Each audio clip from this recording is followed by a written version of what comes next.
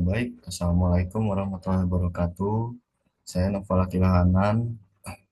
Pada kesempatan kali ini saya akan mempresentasikan tugas saya yang berjudul Rancangan Strategi Pengembangan Bisnis pada Perusahaan Lean Sigma Force dengan menggunakan metode bisnis model Canvas.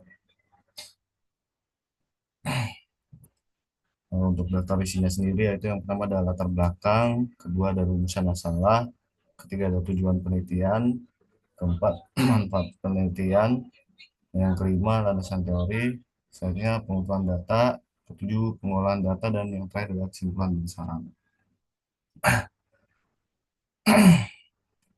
Eh, untuk latar belakangnya sendiri yaitu perkembangan industri 4.0 yang didukung teknologi digital telah mendorong pertumbuhan sektor jasa perusahaan di Indonesia, termasuk Lean Sigma Force, yaitu sebuah perusahaan konsultasi dan pelatihan terakreditasi IASSC yang berfokus pada Lean dan Six Sigma. Namun RSF menghadapi tantangan besar seperti ketidakstabilan pendapatan, kurangnya fokus dari owner yang menjadikan bisnis ini sebagai usaha sampingan. Lalu munculnya pesaing dengan harga lebih murah, minimalisasi pasar, dan absennya tim pemasaran khusus. Meski menawarkan layanan bersertifikasi bertingkat White, Yellow, Green, dan Black Belt, serta menjadi distributor resmi Minitab, strategi pemasaran RSF hanya berbasis situs web, sehingga kurang menarik pelanggan secara luas. Untuk mengatasi tantangan ini, evaluasi model bisnis menjadi solusi utama guna meningkatkan efisiensi operasional, memperkuat strategi penjualan, dan merancang inovasi produk agar lebih kompetitif di jasa pelatihan yang terus berkembang. Selanjutnya itu identifikasi akar permasalahan menggunakan fishbone diagram.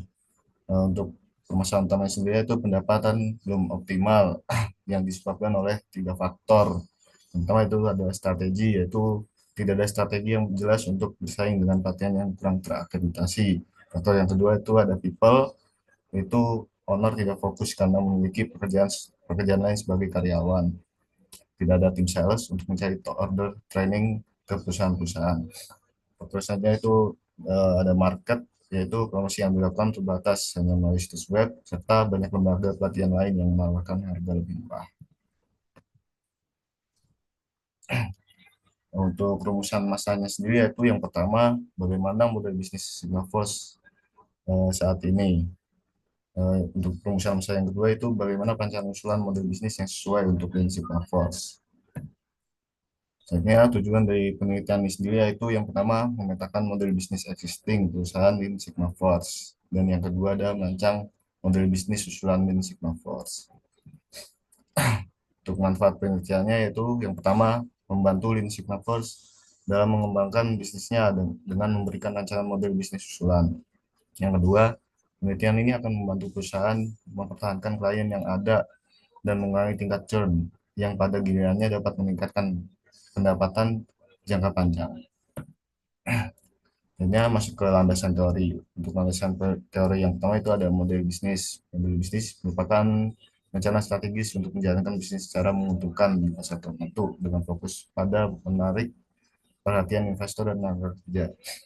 Elemen kunci dari model bisnis adalah proposisi nilai yang menjelaskan produk atau layanan yang ditawarkan dan alasan mengapa konsumen membutuhkannya, sekaligus membedakannya dari para pesaing. Untuk usaha baru, model bisnis harus mencakup estimasi biaya awal, sumber pendanaan, kelompok pelanggan sasaran, taktik pemasaran, analisis persaingan, dan proyeksi pendapatan serta biaya. Selain itu, strategi ini juga mencakup peluang kolaborasi dengan perusahaan yang sudah mapan dan memperluas potensi pasar. Misalnya teori yang kedua yaitu ada bisnis model canvas, yaitu alat manajemen strategis untuk mendeskripsikan, merancang, dan mengubah model bisnis. Diperkenalkan melalui buku Business Model Generation oleh Alex Osterwalder pada bukunya yang ditulis pada tahun 2010. Digunakan oleh organisasi global dan perusahaan rintisan. BMC memvisualisasikan model bisnis dalam satu halaman, memudahkan pemahaman dan komunikasi. BMC sendiri terdiri dari 9 elemen utama, yaitu yang pertama adalah customer segment, value proposition, channel, customer relationship, revenue stream, key resource, key activities, key partnership, dan yang terakhir ada cost structure. Dan yang di sebelah kanan ini merupakan gambar dari bisnis model Canvas. Selanjutnya itu ada value proposition canvas, yaitu alat penting untuk menilai kesesuaian produk atau layanan dengan kebutuhan pasar dan konsumen. Framework ini membantu bisnis memahami kebutuhan, keinginan, dan masalah pelanggan serta merancang solusi yang relevan. Digunakan untuk memastikan produk sesuai dengan target pasar. Alat ini menganalisis masalah, keuntungan, dan elemen penting lainnya guna menciptakan proposisi nilai yang kuat, mengoptimalkan sumber daya, dan meningkatkan komunikasi internal maupun eksternal. Kanvas ini terdiri dari dua bagian utama, yaitu customer profile dan value map. Terlihat seperti gambar yang ada di sisi kanan. Selanjutnya ada Lean Canvas. Lean Canvas merupakan alat yang dirancang oleh Maurya pada 2012 sebagai adaptasi dari bisnis model Canvas khusus untuk startup dan bisnis yang berkembang. Alat ini membantu merencanakan model bisnis secara lebih sederhana dengan fokus pada pemecahan masalah pelanggan, proposisi nilai, dan efisiensi operasional. Dibandingkan dengan BMC yang lebih umum, dan Canvas lebih cocok untuk pendekatan iteratif yang memungkinkan pengusaha cepat memvalidasi ide bisnis dan beradaptasi terhadap perubahan. Ini bukan gambar dari Canvas dan 9 elemennya. Selanjutnya ada analis SWOT. SWOT sendiri itu merupakan singkatan dari strength, yaitu kekuatan, weaknesses, yaitu kelemahan, terus ada opportunities, yaitu peluang, dan threats, ancaman. SWOT itu sendiri merupakan metode terstruktur untuk mengidentifikasi berbagai faktor dengan tujuan merumuskan strategi perusahaan menurut Rangkuti pada tahun 2006. Pendekatan ini berfokus pada logika yang dapat memaksimalkan dari kekuatan dan peluang, namun secara bersamaan dapat meminimalkan kelemahan serta ancaman. Pengambilan keputusan strategis selalu berhubungan dengan pengembangan misi, tujuan, strategi, serta kebijakan perusahaan. Dan sebelah kanan ini merupakan gambar dari matriks SWOT.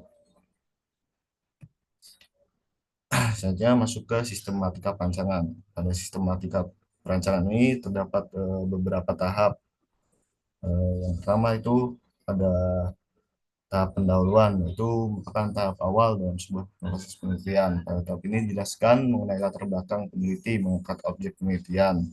Tahap ini mencakup identifikasi dan rumusan masalah, tujuan dan manfaat penelitian, serta metode yang akan digunakan dalam penelitian.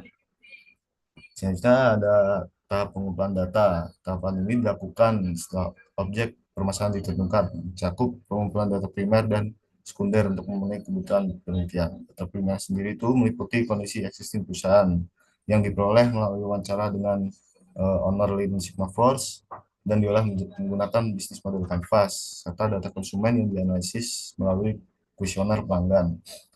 Data sekunder ini sendiri mencakup data lingkungan yang diperoleh dari sumber eksternal seperti jurnal ilmiah, buku, dan data statistik pemerintah. Gunanya itu untuk menganalisis lingkungan bisnis. Tahap selanjutnya yaitu ada tahap analisis dan perancangan. Tahapan ini meliputi pengolahan data, di mana data model bisnis yang ada dikumpulkan untuk dianalisis lebih lanjut.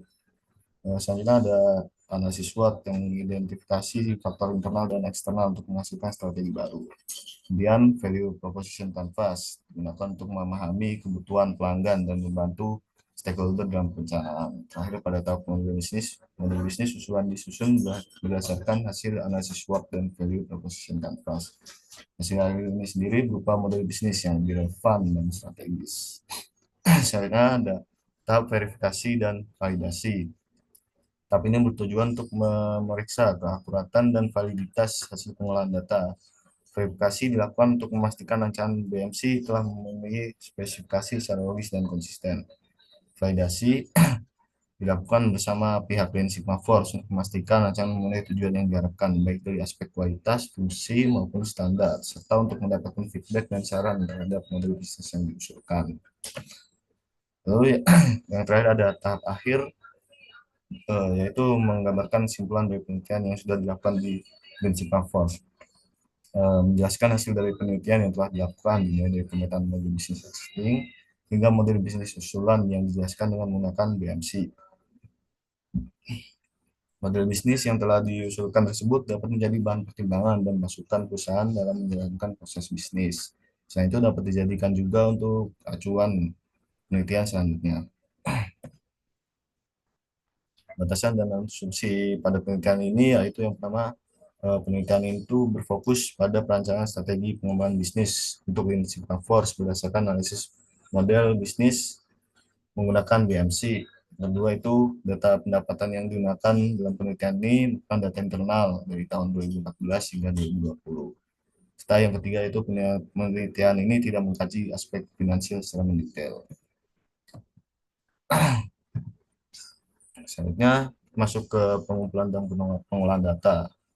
Pada pengumpulan data ini dilakukan untuk mendapatkan informasi yang dibutuhkan terkait permasalahan pada perusahaan bisnis Force. Data yang dikumpulkan dibagi menjadi dua jenis, yaitu ada data primer. Data primer sendiri itu ada data kondisi existing perusahaan, melalui wawancara dengan pihak Lean Sigma Force untuk memahami elemen-elemen model bisnis saat ini yang ada pada BMC. Hanya ada data konsumen itu dikumpulkan melalui kuesioner yang ditujukan pada pelanggan di Force.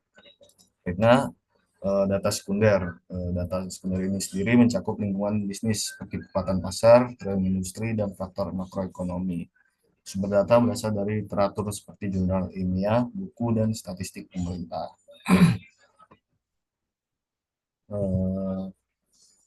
Misalnya masuk ke pengolahan data. Pengolahan data ini hasil dari pengumpulan data yang telah dilakukan tersebut kemudian diolah untuk mengidentifikasi elemen-elemen yang ada pada BMC setelah melakukan analisis untuk analisis SWOT untuk mengidentifikasi faktor internal dan eksternal usaha. Pengolahan data dilakukan dengan cara penyusunan tabel elemen BMC dan analisis SWOT.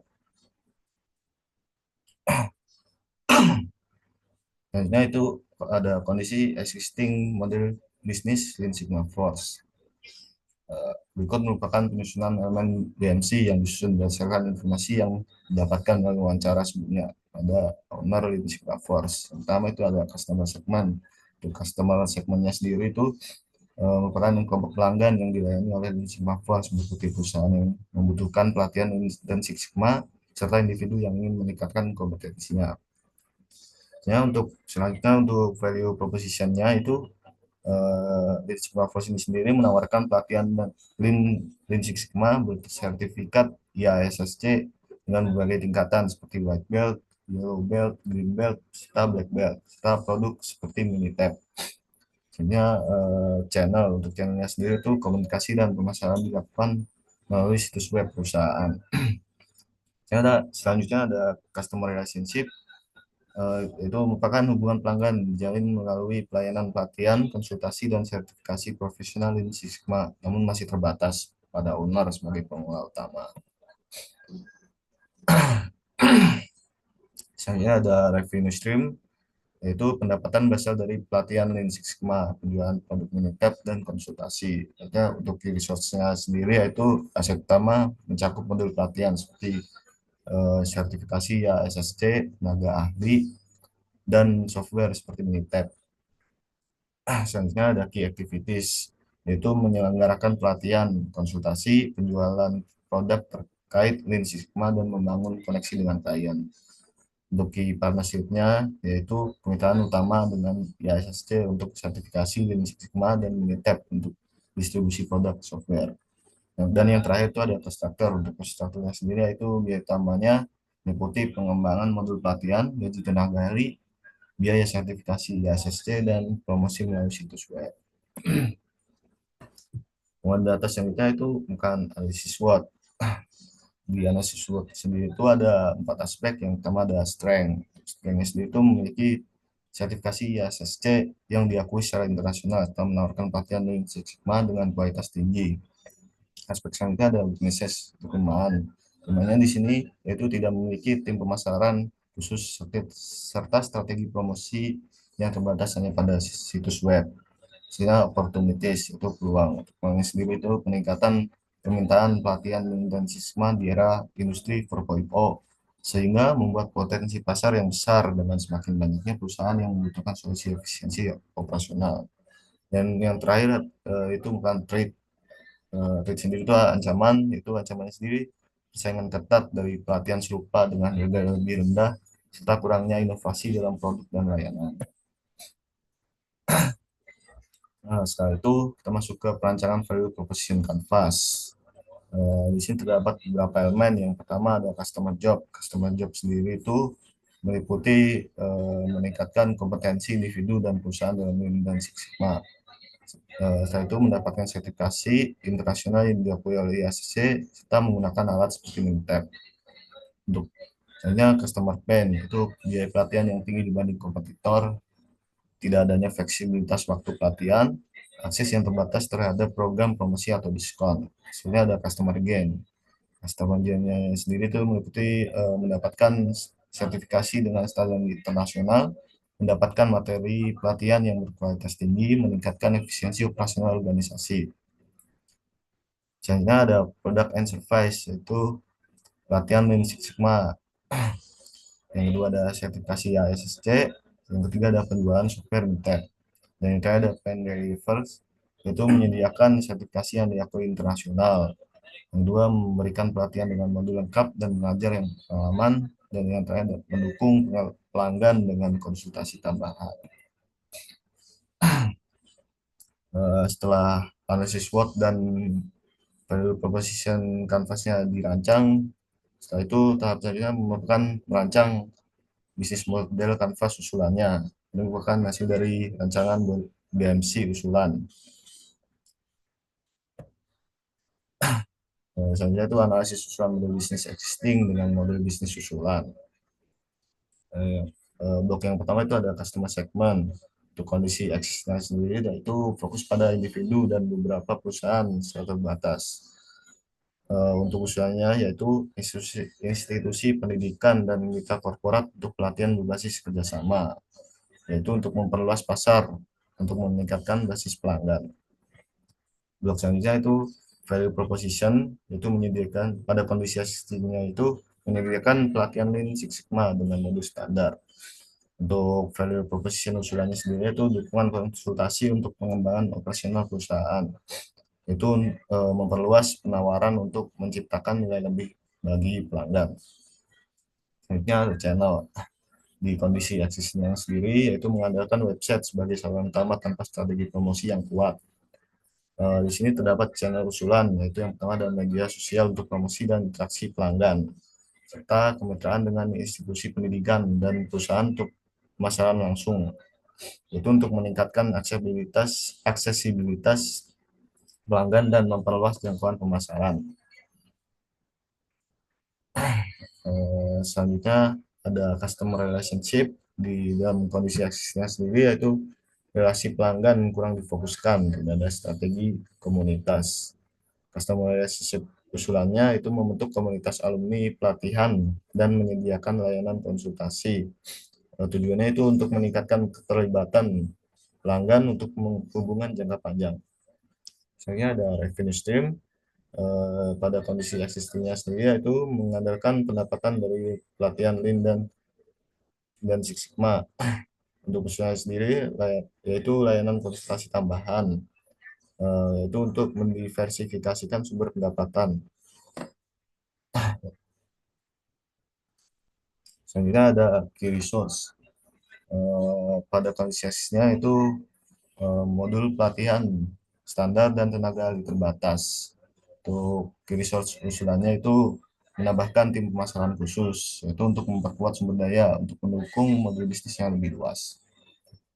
Selanjutnya merupakan blok key activities. Pada kondisi existingnya itu penyelenggaraan pelatihan Lean dan Six Sigma. Untuk usulannya sendiri itu mengembangkan konten promosi di media sosial dan website. Tujuannya sendiri untuk meningkatkan aktivitas inti untuk menciptakan nilai lebih. Selanjutnya ada key partnership. Pada kondisi eksistingnya sendiri itu ada IASSC, yaitu sebagai penyedia sertifikasi internasional, dan kedua ada MITEP sebagai produk kemitraan produk software. Untuk usulannya sendiri itu institusi pendidikan dan mitra korporat untuk pelatihan berbasis kerjasama. Tujuannya yaitu untuk memperluas jaringan kemitraan untuk meningkatkan kredibilitas dan efisiensi operasional. Yang blok yang terakhir itu ada constructor. Pada kondisi existing, biaya pengembangan modul pelatihan serta biaya kemitraan dengan IASSC dan MITEP. Untuk usaha sendiri yaitu ada gaji tenaga ahli dan tim pemasaran. Yang kedua biaya operasional website dan media promosi. Yaitu untuk mencerminkan biaya tambahan untuk mendukung strategi baru. Selanjutnya masuk ke dalam kesimpulan dasar. Untuk kesimpulannya sendiri yaitu penelitian ini berhasil merancang strategi pengembangan bisnis untuk LSF menggunakan metode bisnis model Canvas. Model bisnis existing LSF menunjukkan beberapa kelemahan seperti ketidakfokusan pemilik, kurangnya tim pemasaran, terbatasnya strategi promosi, dan persaingan harga dari pelatihan serupa yang kurang terakreditasi.